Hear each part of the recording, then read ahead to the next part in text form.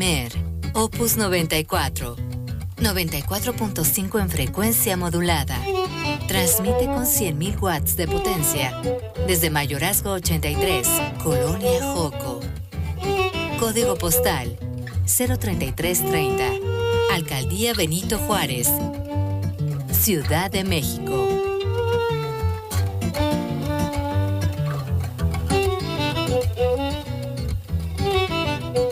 Opus 94. Travesía sonora.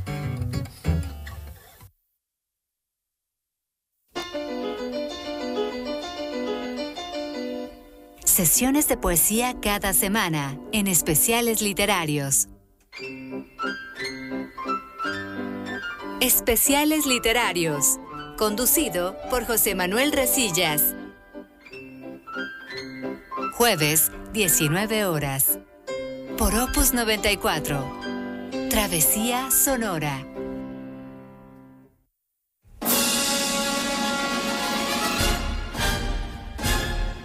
Disensos, con Miguel Salmón del Real y José Manuel Resillas. Buenas tardes, saludamos al amable público de Opus 94 y les damos la bienvenida a un episodio más de esta serie de Disensos que conducimos Miguel Salmón del Real y un servidor, y que estaremos aquí platicando con usted. Miguel, buenas tardes. Buenas tardes, un placer estar de nuevo en esta nueva charla en la que no hay planes ni temas, simplemente nos dejamos llevar por aquello que estamos pensando, ¿no? Así es, son como conversaciones de amigos en la que tratamos de invitar al público a que vea cómo se dialoga, cómo se piensa. Quisiera empezar por recordar al radio escucha que ya está subido a YouTube el video de la lectura que hizo Javier Sicilia en el Festival de Poesía Manuel Andrade. Una lectura asombrosa. Ya tendrá usted oportunidad también de oírlo en la retransmisión de Opus 94. Pero es importante señalar algo que veníamos platicando un poco antes de llegar a la cabina, Miguel y yo, porque surgió un poco de eso a partir de esto que platicábamos respecto a la importancia que tuvo esta lectura, una lectura comentada de sus poemas.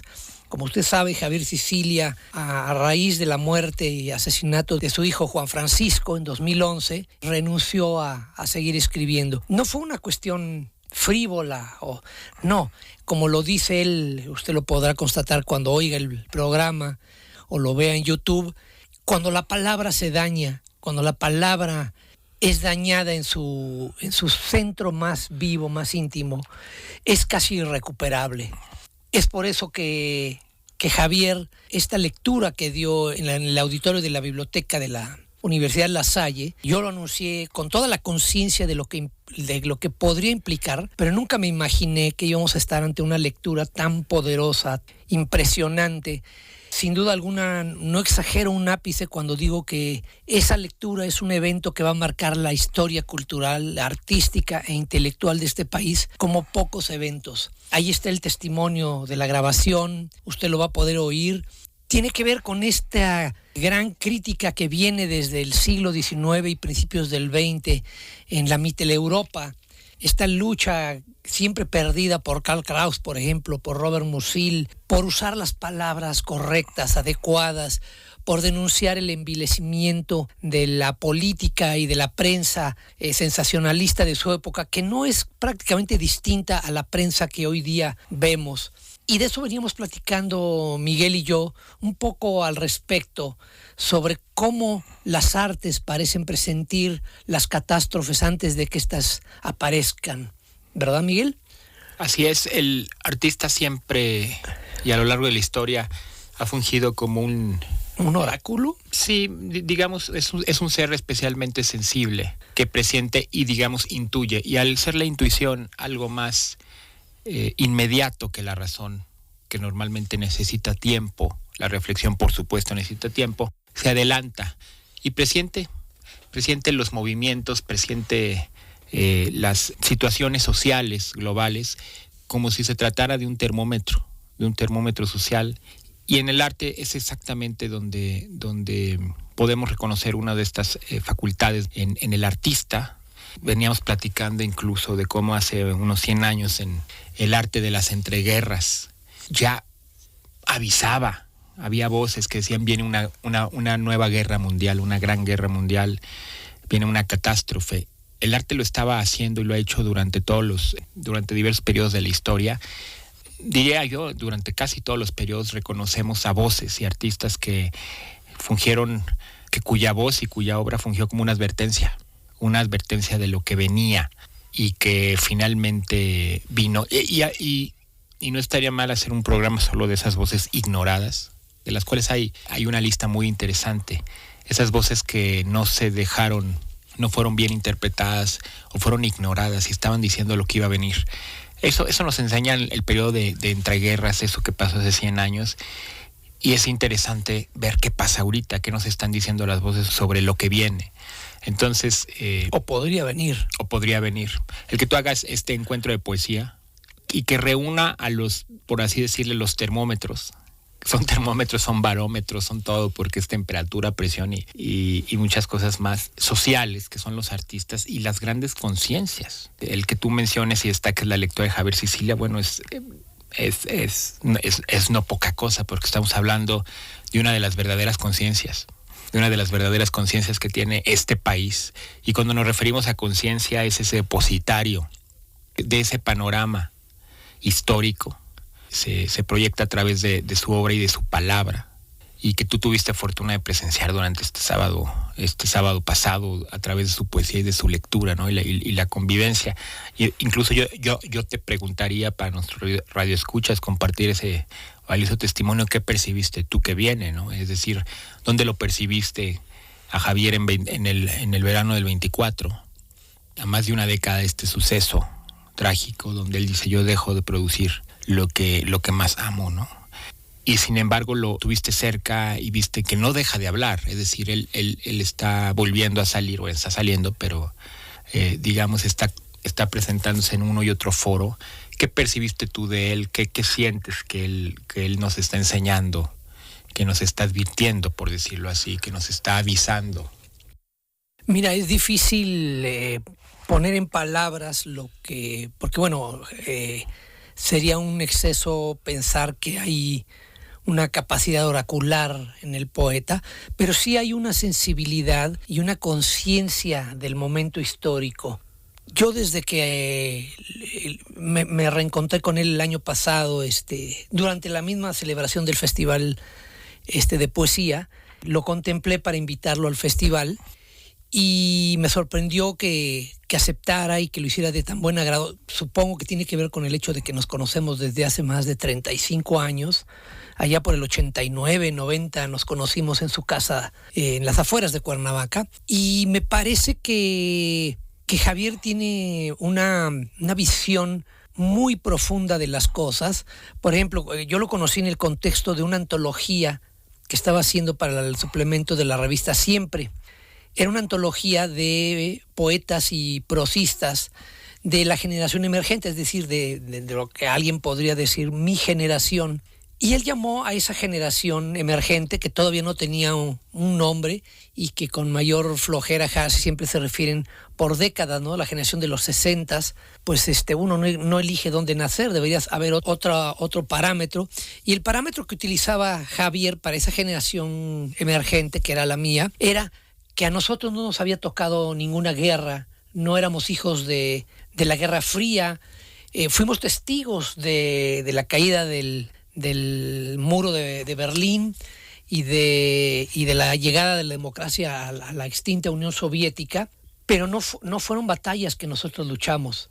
Nosotros, los que llegamos en ese momento de la historia, en realidad llegábamos desamparados, sin una bandera que defender, a pesar de que algunos, como yo, por ejemplo, siempre he defendido la bandera de la izquierda. Lo cierto es que en términos generacionales no había una bandera que nos identificara. Y eso que parecía una exageración hace 35 años, ahora tú lo ves hoy en día y ves la respuesta de la mayoría de la gente, sobre todo de esa generación a la que me estoy refiriendo, y te das cuenta de que todavía tiene razón y sigue siendo el denominador de todo ese grupo humano, de esa promoción literaria, si no lo queremos llamar generación.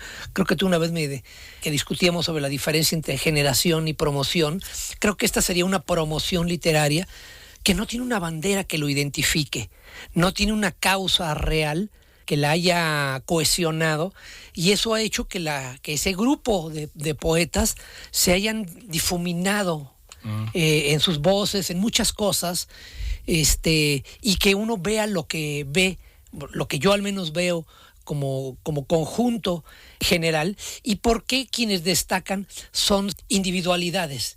No hay como en la generación previa, la de Manuel Andrade y la de Javier Sicilia, que son de la misma generación, no hay una unidad, una cohesión intelectual entre nosotros como sí la hay entre ellos. Hablamos del final de los 80s, principios de los 90s. De los 90, sí. En las vísperas de la extinta Unión Soviética, el muro. Cuando se decía que terminaba la historia con este famoso artículo de Francis Fukuyama. Sí. Entonces me pareció que el éxito de este artículo, por cierto, viene a colación, porque creo que se está buscando la ocasión de qué estamos viviendo, esa unificación, de qué nos está meternos a ese saco, a decidir en qué época estamos viviendo. Estamos viviendo entonces el final de la historia. Y bueno, siempre me pareció que este artículo, que bueno, se ha demostrado inválido, esa predicción, era el éxito de ese artículo, era literario, más que sociológico o político, porque es tan literario hablar del fin de la historia como de la historia sin fin. Sí, de hecho Javier Sicilia acaba de publicar un libro que trata sobre estos temas, justamente. Habla de la crisis en el sentido apocalíptico, pero también en el sentido, digamos, semántico, no de una terminación, sino de una oportunidad para cambiar las cosas. Y me parece que Javier Sicilia y su generación, la de Manuel Andrade, en fin, muchos de los poetas que están en el festival, tienen esta conciencia. Cuando yo invité a Javier a esta lectura, me parece que no, en mi generación, en ese grupo que podríamos llamar muy libremente mi generación, no existe esa conciencia de la historia, del lugar, de lo que está haciendo. Entonces, cuando yo invité a Javier, sabía que iba a ser un evento muy importante, relevante. No me imaginaba lo importante que iba a ser. Es decir, cuando oí lo que leyó, fue una lectura comentada de sus poemas, con base no solo en su experiencia vivencial, sino en toda esta apreciación del mundo que tiene alguien que pareciera que lo ha vivido todo, desde la pérdida más brutal, que es perder a tu hijo en la forma en que él la perdió, y pierdes también la capacidad es decir, esa pérdida daña incluso el lenguaje, y esa es una crisis que no ha sabido valorar en toda su extensión mi generación. Mi generación sigue siendo un grupo de poetas, de artistas, que casi siempre dan por sentado las cosas. Y hablamos de ese ciclo de 35 años, casi 40, y mencionamos un artículo de corte político, pero a la par discutimos el fenómeno paralelo del arte. Y bueno, son asuntos distintos, la política y el arte, que sin embargo se entrelazan en muchas maneras, y Javier Sicilia nos los ha demostrado. Es decir, es un artista que a raíz de esta crisis decidió salir a las calles y tomar en sus manos la política desde su trinchera, y recorrer así incluso el país y pararse en el centro del gobierno del país, hacer esta, por decirlo de alguna manera, diáspora artístico-política. Sería interesante reflexionar en uniendo y cerrando este ciclo de casi 40 años, sobre su congruencia. Es decir, es realmente admirable el hecho de que a 40 años se muestra esa congruencia, y la pregunta es, ¿qué nos está diciendo a 40 años? ¿Cómo ha cambiado este mundo a 40 años? Hemos avanzado, hemos retrocedido, y en el aspecto político, ¿qué estamos sintiendo los artistas? ¿Qué está pasando? ¿Hacia dónde vamos? Creo que la incertidumbre no es menor de lo que sucedía hace 40 años, me parece que es mayor. Por otro lado, la política demostró que, bueno, el final de la historia estaba muy lejos de ser verdad, que las ultraderechas iban a volver, que los gobiernos, los fascismos sin estructura también iban a asomarse, que no era el final del comunismo, que no era el final del socialismo, que no era el capitalismo el sistema definitivo, y que dentro de estos sistemas incluso habrían de nacer nuevos movimientos y nuevas posiciones que, bueno, se movieran pendularmente, pero además de una manera extrema, ¿no? A 35 y a 40 años es justo el momento que estamos viviendo. Lo vimos, ha comenzado hace unos 15 años con toda claridad. Recuerdo cuando yo emigré a Europa, y esto tiene más, esto tiene ya 20 años, estrenando la moneda del euro, me acuerdo en ese año, y en un país, en Holanda, en los Países Bajos, donde la derecha empezaba de nuevo a pendular con fuerza y se cerraban las puertas a los extranjeros. ¿A raíz de qué? Del asesinato de un miembro de la familia real por un extranjero. Y el común denominador fue el miedo. Entonces, he sentido un retroceso en muchos sentidos. Sí, en muchos sentidos. No solo el político, sino los movimientos sociales, las minorías, las mayorías, el miedo, el coraje. Y hasta coronarse en algo que en pandemia yo decidí denominar la metamodernidad. Escribí por ahí un artículo que se publicó en el libro, que luego ya en compilación agrupa este artículo, se llama La condición metamoderna, en donde creo que esto llegó a un punto especial en la pandemia y que deberíamos de dejar de llamarle posmodernismo a esta etapa para llamarle algo más. Busqué un nombre hasta que simplemente decidí llamarlo metamodernismo, y para parodiar esas palabras de Lyotard, que además no están muy lejanas al ciclo de los 40 años de los que estamos hablando, O sea, estamos viendo este ciclo de 40, 50 años. Él decía, Lyotard, cuando publica La condición posmoderna, al final de una década, dice, se puede ver en esa decadencia de los relatos, un efecto del auge de técnicas y tecnologías a partir de la Segunda Guerra Mundial, que ha puesto el acento sobre los medios de acción más que sobre sus fines. A lo que yo contesto en este artículo, bueno, el hombre se aproxima con celeridad a la era de lo virtual, aquello, sin embargo, que el arte siempre le ha dado. Y volvemos otra vez a la discusión del arte, porque al final creo que es nuestro centro de gravedad. Es decir, cómo el arte se inserta en toda esta era de incertidumbres y de preguntas políticas. Sí, mira, yo podría decir dos cosas al respecto. La primera es que creo que Javier Sicilia, como pocos, quizá como nadie, ya era la conciencia histórica de este país hace 35 o 40 años, pero no lo sabíamos. Quizá él mismo tampoco no lo sabía.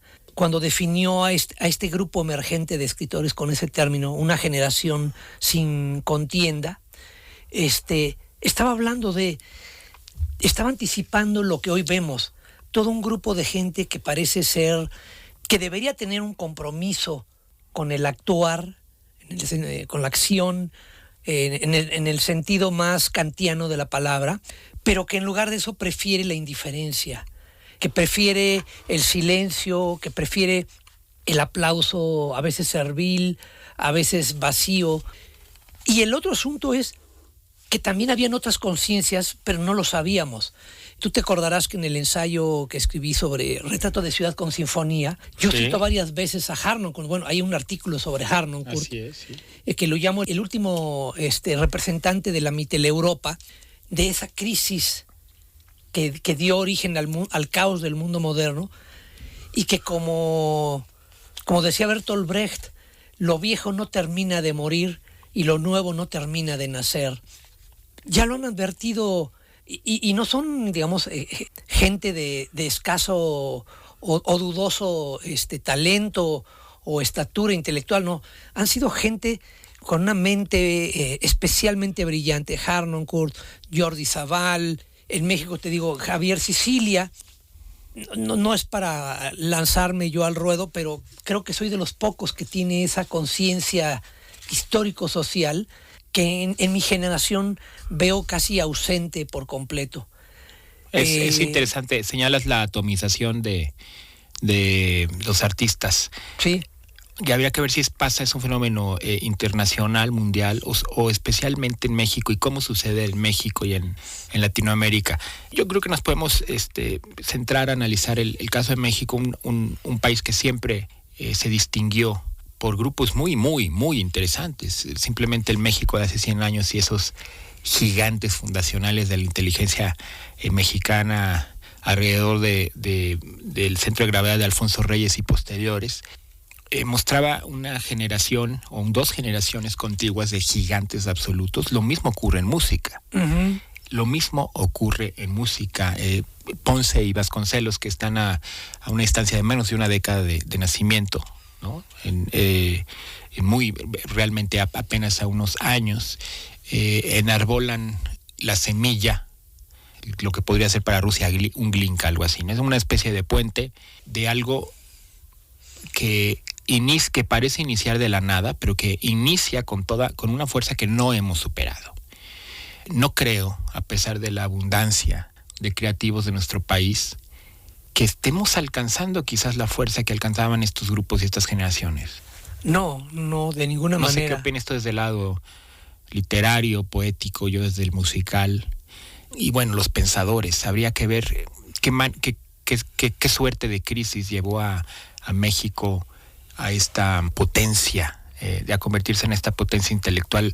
Sí, cierto, en la etapa de un nacionalismo, en la etapa de una reafirmación, nacional, por supuesto. Identitaria, sí. Identitaria del país, anterrevolucionaria, no necesariamente posrevolucionaria, sino decir, la generación de la prerrevolucionaria, y que le lleva a tener una fuerza comparable en un México de crisis. Entonces me llama mucho la atención tu observación, me parece muy interesante que notes que no hay generaciones, que no hay cohesión.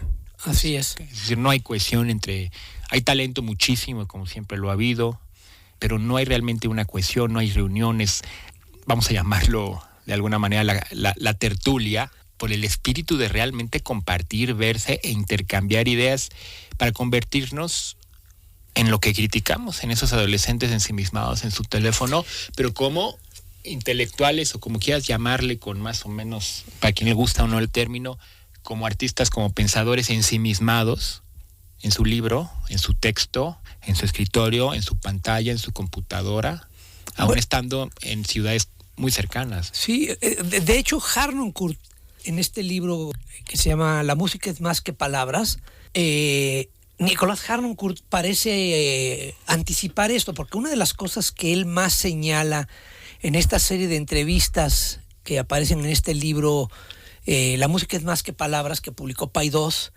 y que yo cito varias veces en mi ensayo, sobre un tema que además pareciera que no tiene que ver con nosotros, pero si uno lo lee con atención, tiene que ver totalmente con nosotros, con el mundo contemporáneo. Aunque esté yo hablando de algo que ocurrió hace siglo y medio, sigue siendo de actualidad. Harnoncourt señala la distinción que ya había hecho Weber en el siglo XIX y principios del XX entre la técnica y el arte, y señala que por muy útil y por muy necesaria que sea la técnica, si no está vinculada al arte, lo que va a ocurrir es lo que estamos viendo hoy en día. La tecnología, lejos de ubicar, de unir, nos separó, nos volvió dependientes de lo que yo he llamado, y no creo que sea un término ni original ni único, pero yo he llamado la generación del iPod.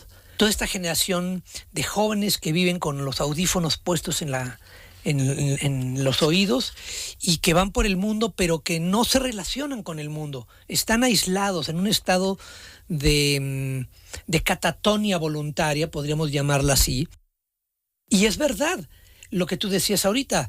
Vivimos una época en la que la gente ya no sale, y si sale, sigue en su burbuja, aislado, oyendo lo que le gusta oír, y no le importa lo que ocurra a su alrededor. Entonces, sí hay una desensibilización. La tecnología, lejos, el positivismo, que lo hemos platicado aquí, lejos de llevar a la humanidad, un término que a lo mejor a algunos no les gusta, al hombre como especie, que también es un término que a lo mejor a algunos no les gusta, pero lejos de llevar a lo que somos, a una etapa de desarrollo superior, pareciera que atrofió nuestras capacidades de reacción frente al mundo.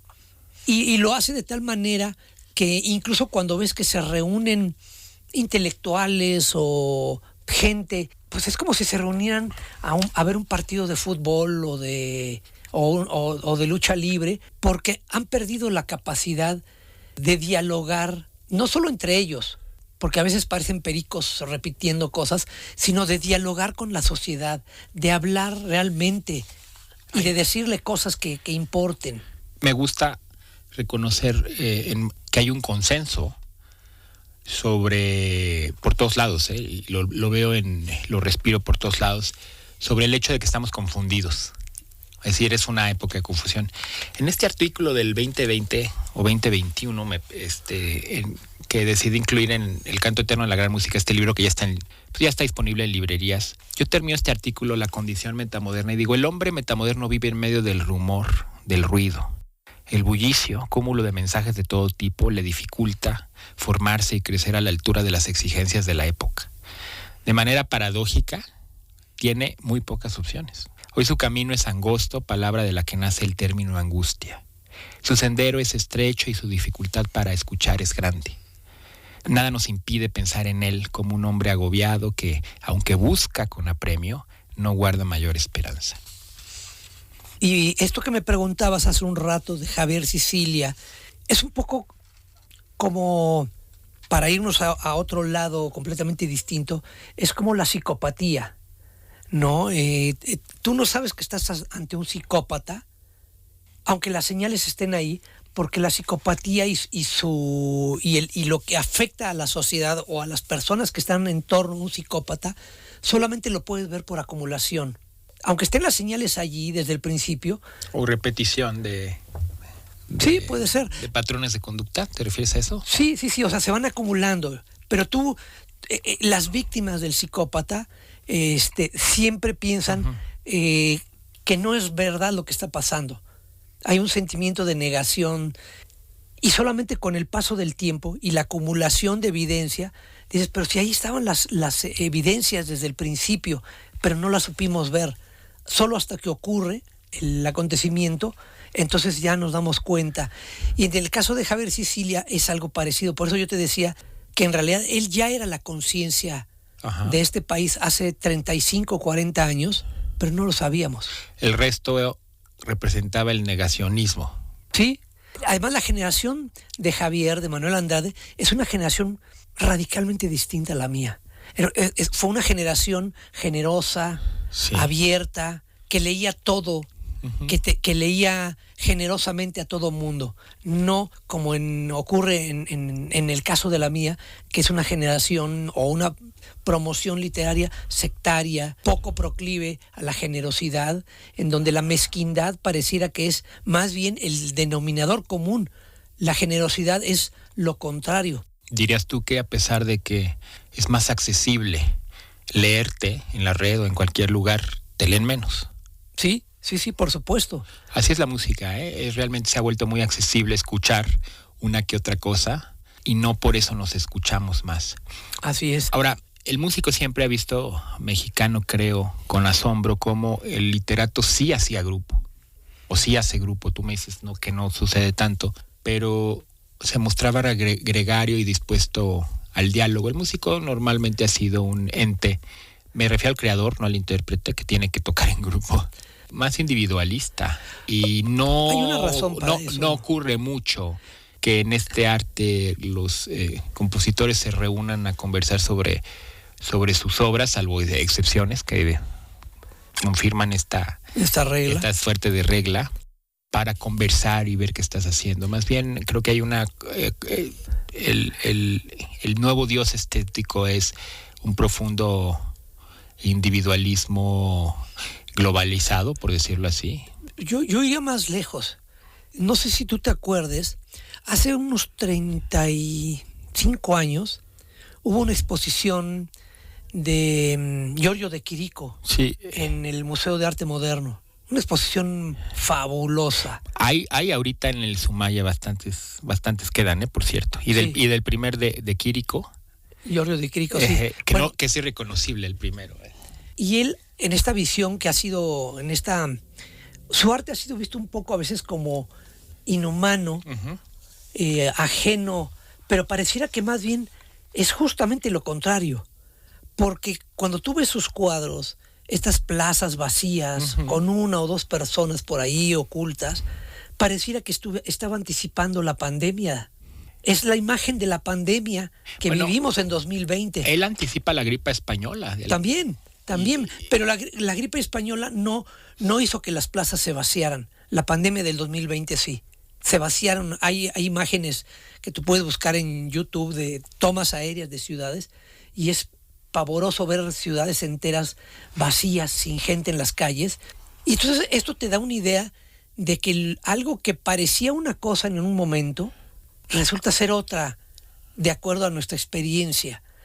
Y en el caso de los músicos, esta falta de capacidad gregaria también tiene que ver con el hecho de la naturaleza misma del arte que el músico encarna. La música es un arte, lo dice el libro de Harnoncourt, para bien y para mal es mucho más que palabras.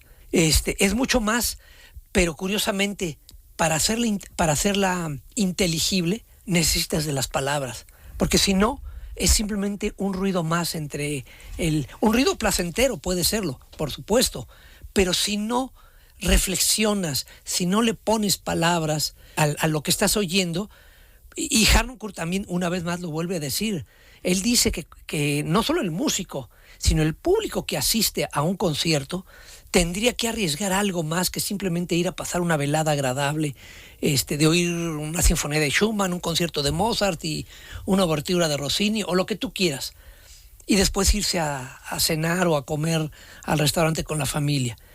Tienes que arriesgar algo más, y eso solamente se puede en el disenso que ocurre muchas veces en este espacio, pero también para que haya ese disenso tiene que haber palabras, tiene que haber un discurso.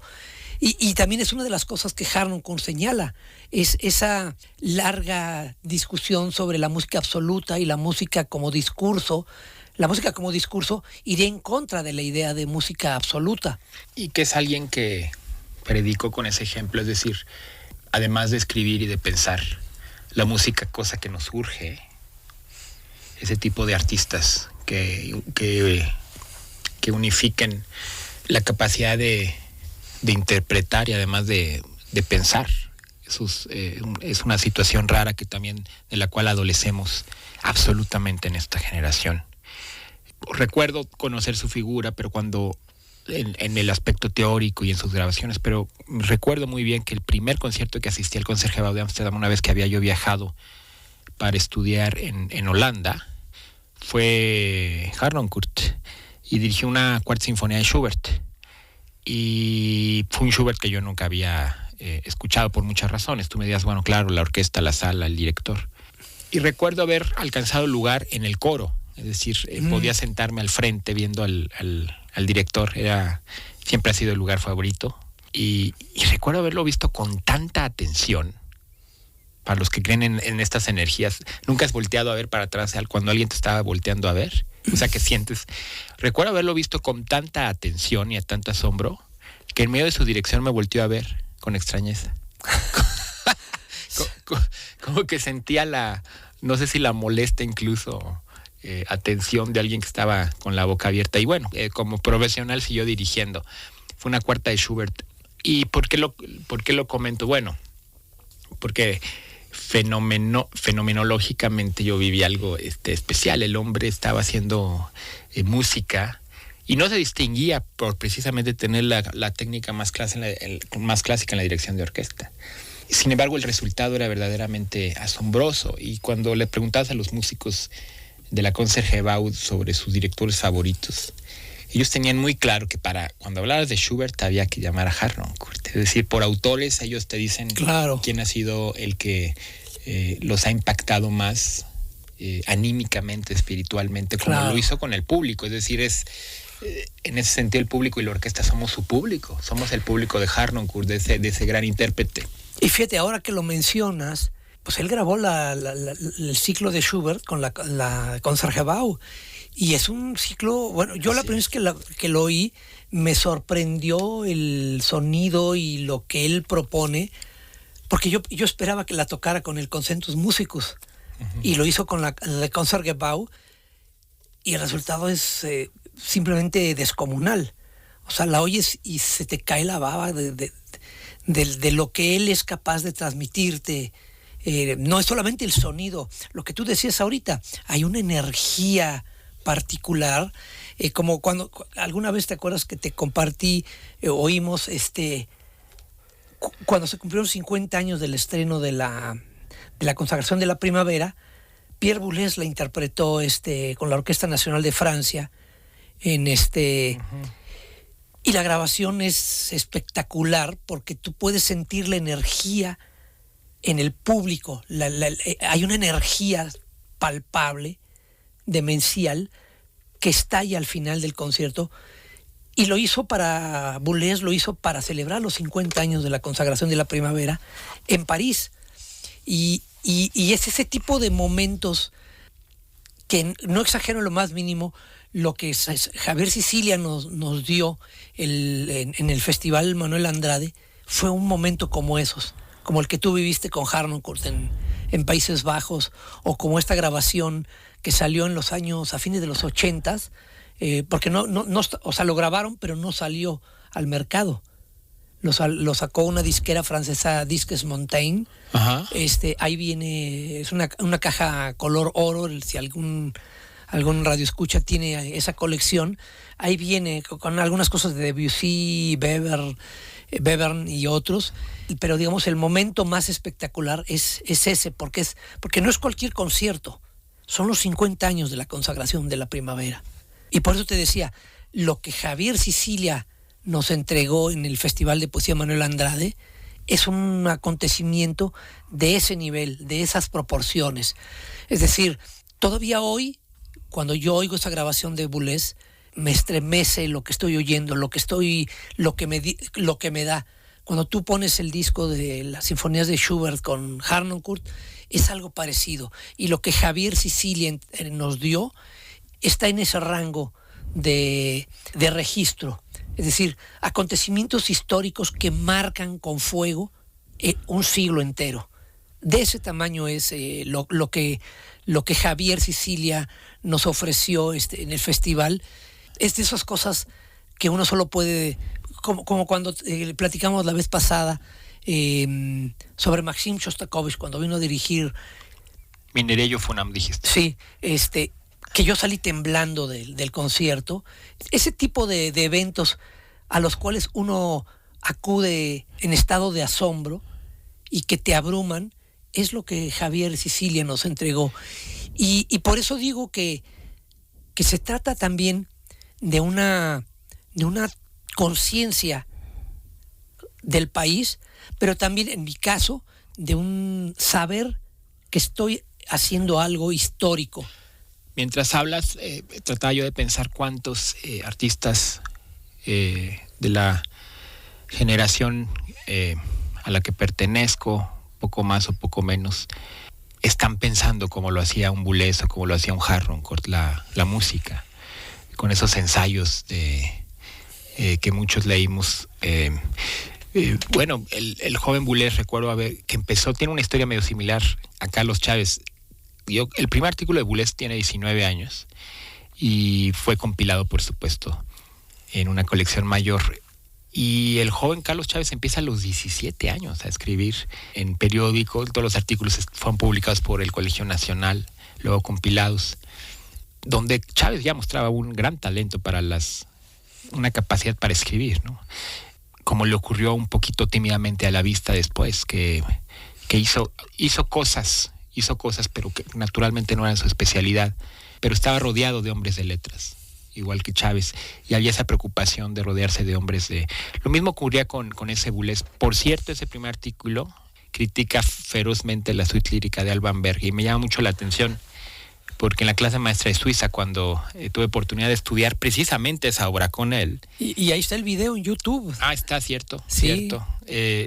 Para que no piensen que no Sí. ocurrió, ahí está el video. Y es asombroso. 2005. Incluso toma mi mano y me dice así, etcétera, etcétera. Y repito su gesto, como él me lo había mostrado, y resulta esa idea causa-efecto totalmente física, y la orquesta aplaude, etcétera.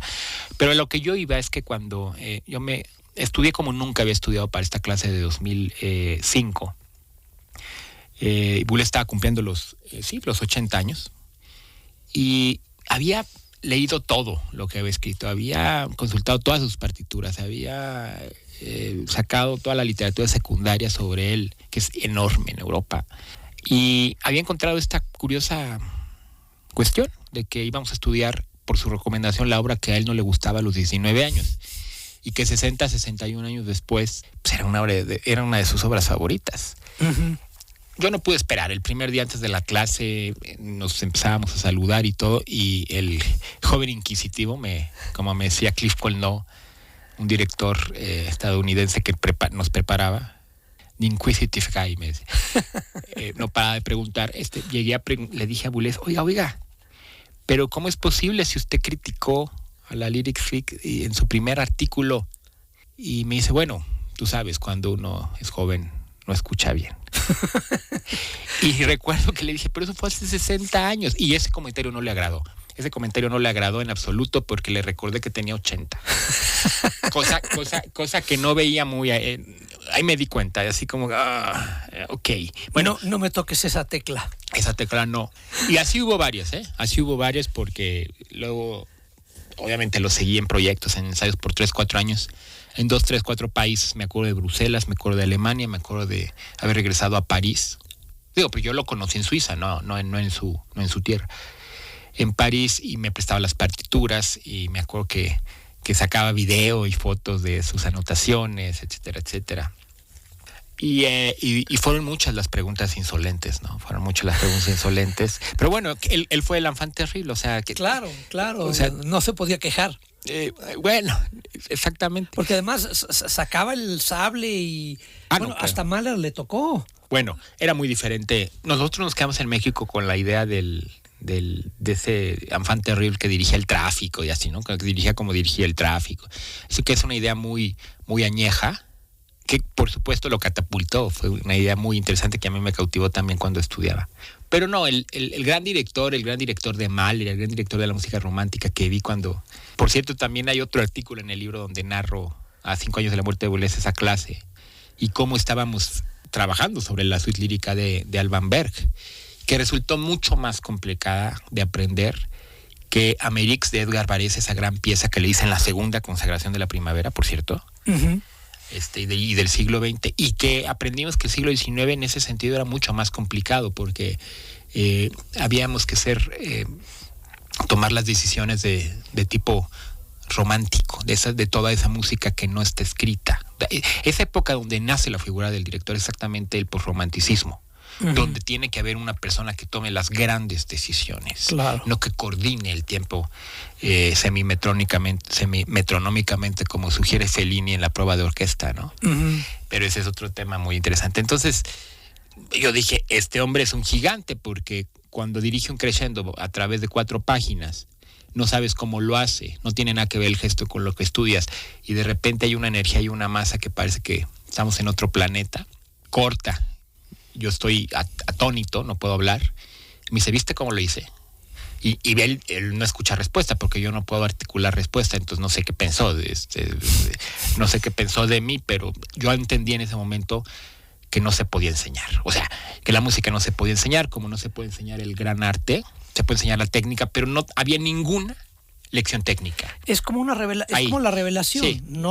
La revelación es intraducible. Ahí me di cuenta que la naturaleza, el dicho de Salamanca, ¿no? Ahí me di cuenta que quien entendió, entendió, y quien no entendió no podía entender. Claro. Y que ese tipo de verdades o de recursos de dirección estaba reservado para gente como él. Se llama lo inefable. Es Algo algo inefable que no lo puedes atrapar. Es como querer atrapar el agua de un río. No puedes. Se te escurre entre las manos Y cuando tú tratas de decir, ¿pero por qué no lo atrapaste? Ahí entendí que el hombre era un grande, primero. O sea, sabíamos que era un grande, pero yo no sabía que tan grande. Segundo, que estaba muy mal interpretado. Es decir él como figura, la gente lo pensaba como otra cosa. Pero él era el amante de Mahler, ya había grabado todo el ciclo de Mahler.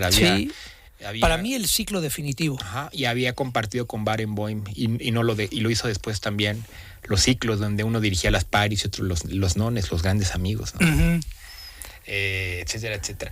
Y también le dije, oiga, de sus 5 Marteau sans maître, de sus 5 grabaciones del martillo sin dueño o sin maestro, como quieras decir, siempre va bajando los tempos, cada vez son más lentos. Y me volvió a decir lo mismo, es que de joven uno no sabe escuchar. ¿Y por qué hablamos de todo esto? Pues tú hablas de un Javier Sicilia 40 años después. Y yo quiero preguntarte si esa energía, es decir, de la persona que conociste hace 40 años, ¿cómo es diferente hoy? Es decir, ¿cómo maduró y qué sigue igual en él? Y sobre todo, y lo que a mí me interesa saber, si esa conciencia encontró alguna certeza, o se va, o se acerca hacia el final de su producción y de sus días, que va a llegar para todos, con más incertidumbre y decepción, como fue el caso de Ernesto de la Peña, ¿no? Que yo lo vi al final de su vida, ¿no? Yo cada vez tengo menos certezas.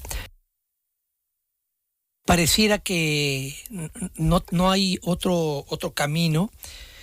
Efectivamente, cuando estás digamos que en 40 años de conocer a Javier Sicilia, y eso es lo que hace también a los grandes artistas. Esto que decías de Ernesto de la Peña, cada día, conforme más te acercas al otoño de la vida, como es mi caso, y quizá por eso también empiezo a adquirir esta noción tan clara de la historia, del lugar que ocupo, de lo que estoy haciendo, esta conciencia histórica que lo dije yo cuando anuncié la lectura de Javier Sicilia, dije, va a ser un acontecimiento histórico. No sabía, así como tú cuando estuviste con Boulez, sabías que era un gigante, pero no sabías qué clase de gigante era hasta que estuviste y conviviste con él. Bueno, yo sabía que iba a ser un momento histórico, pero no sabía la dimensión de ese hecho, de que él estuviera allí y de que él nos diera una lectura que es como haber leído la historia de este país desde que yo era niño. Lo que te da esa lectura es justamente la sensación de que no hay certezas, de que, cuando eres joven no te das cuenta y a lo mejor no te importa tanto porque es el momento en que tienes que saltar a la palestra y demostrar quién eres. Y todas las cosas, cuando estás en el otoño de tu vida, la muerte de alguien, ¿no? De un colega, pero que ya está grande, no te dice gran cosa, no te importa mucho. Pero hay un momento, yo recuerdo muy bien el momento en que empecé a tomar conciencia de esa fragilidad humana, cuando falleció, si mal no recuerdo, fue Ricardo Garibay. Cuando falleció Ricardo Garibay, me invadió una tristeza ese día, y yo no sabía por qué al principio. Lo vi en la noticia en la mañana, y todo el día estuve con una sensación así como de horrible del cuerpo, no sé, roto, y de repente me di cuenta, es que se acaba de morir tu maestro, aquel por el cual tú decidiste ser esto, que hoy, 40 años o más después, estoy aquí frente a ti, frente al público, y creo que esas cosas nos marcan porque nos recuerdan. Claro, el eco de esos acontecimientos duran hasta el día de hoy. Y lo que puedo decirte es que Javier Sicilia no ha perdido la pasión por las letras, por la poesía, pero no puede ya escribirla. Yo lo que te propongo es que despidamos el programa de hoy. Después de 40 años, no solo él tiene más años, obviamente, pero después de 45 años de actividad intelectual y artística de Javier Sicilia y de casi 35, 38 años en mi caso, hay una conciencia mucho más clara, al menos yo lo puedo decir a título personal, de que el mundo siempre ha estado en crisis, de que siempre ha habido, de que nos engañamos falsamente pensando en que podemos entender el mundo, podemos ensalzarlo. En esta etapa de mi vida soy más consciente que nunca de la fragilidad, ¿no? De mi propia fragilidad, de mi propia mortalidad, que no sé en qué momento llegará ni cómo, pero es la primera vez que tengo esa conciencia plena y clara. Es una carga muy fuerte, es una carga como la que te dijo Ernesto de la Peña. Cada día tengo menos certezas. Y además, esa certeza que antes llegaba solo en el otoño o en el invierno de la vida, parece haber llegado antes, con mucho más conocimiento científico en esta generación, pero a través de la pandemia. La pandemia nos enseñó a muchos sobre la fragilidad del ser humano, sobre la enfermedad, sobre lo ilógico, sobre romper el paradigma del que muere primero es el más grande o el más viejo en edad. Pero la pregunta es, ¿aprendimos eso? ¿Lo aprendimos? Yo creo... Tal vez algunas personas. Yo tengo miedo que se nos olvide. Escribí por eso en mi cuarto movimiento del libro se llama Tempo de Pandemia, pero decía, el público y intérpretes no podemos volver igual después de la pandemia. Tenemos que volver con más conciencia, con una nueva conciencia de aquello que no pudimos hacer. No pudimos reunirnos, no pudimos hacer música sinfónica. Pudimos hacer otras cosas, pero todas las artes que requerían de la forzosa reunión de un grupo, podemos hacer poesía, pero no podemos hacer un concierto sinfónico, no podemos ni ensayar. Y entonces nos refugiamos en grabaciones, videos, Zooms, lives y otro tipo de asuntos tecnológicos para aprender que no hay tecnología que pueda registrar todavía la emoción de reunirnos en vivo, de reunirnos no solo en vivo, en grupo, porque cuando hay un grupo pasa algo que no pasa cuando estamos solos. Esas artes grupales, esas energías sumadas, esas sinergias que, como la palabra lo dice, aluden al conjunto, a un conjunto que es mucho más que la suma de las partes. Es un fenómeno que se le puede vivir al asistir a un concierto. O, en el caso de las artes solitarias, como les digo yo, como la poesía y la escritura, puede ocurrir otra cosa cuando se reúnen a leer, como lo que tú acabas de decir. Además, en un arte, la poesía que se originó para ser leído, que se originó para ser escuchado, recitado por una persona que iluminaba acústicamente como la música una multitud, no como ahora que solo leemos individualmente. Ahí está el fenómeno ya del celular, ¿eh? Sí, y fragmentariamente, porque ya casi nadie lee libros completos. Parece que ese ya es otro problema. Es otro problema que... Entonces, yo digo, ojalá y no olvidemos por privación esta terrible, el ayuno de reunirnos y de poder sin filosofar y sin hacer, o sea, el sin en el sentido de conjuntamente, que sinfonizar. Sí. Ajá, a mí me encanta y lo dejo con sinfonizar, porque la sinfonía para Platón, y lo escribe con esa palabra exactamente, es la armonía, lo que diríamos hoy armonía, ¿no? Uh-huh. ¿Sabes qué es? Es la consonancia. Es decir, para los antiguos griegos, cuando hablaban de los intervalos sinfónicos, en realidad son los intervalos que hoy diríamos consonantes, los que resuenan. Uh-huh. Y es que la gente resuena y resonamos los unos con los otros. Entonces, he optado ahora por decir, desde que entendí esto ayer leyendo sobre música griega, en ya no hablar solo de simpatía. Simpatía, que es el mismo patos, que es el mismo dolor, pero la misma pasión, diríamos después, ¿no? Uh-huh. Pero sino hablar de consonancia entre personas, cómo consonizar, cómo ser más consonantes con las personas, como las cuerdas de un piano, como los acordes. Entonces espero que a la gente no se le olvide que carecimos de esto y que de regreso, sí es cierto que nos quedamos con las reuniones, las teleconferencias, etcétera, con los cursos a distancia, con el formato híbrido llegó para quedarse. La pregunta es, ese es el aspecto práctico superficial, ¿cuánto quedó en la conciencia profunda de la gente? Como una reflexión para volver a poner valía en eso, sobre la distancia, sobre la tecnología, sobre la grabación. Espero que eso no ocurra y quizás sea un poquito nuestra misión recordarlo. Pues bueno, pues hasta aquí llegó esta emisión de Disensos. Los esperamos para la próxima ocasión. Ahora fue muy consensos, ¿eh? Hoy no hubo realmente disensos. No, lo que pasa es que me quedé decepción. callado. No, lo que pasa es que uno aprende a disentir cordialmente, ¿verdad? No, cordialmente como debe ser. Como debe de ser, muy bien. Pues le agradecemos al amable Radio Escucha que nos haya acompañado y que para la próxima sí haya disensos.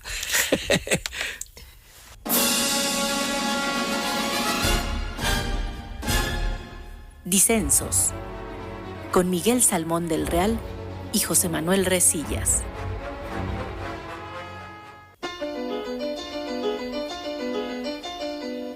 Sesiones de poesía cada semana en especiales literarios. Especiales literarios, conducido por José Manuel Resillas. Jueves, 19 horas. Por Opus 94. Travesía Sonora.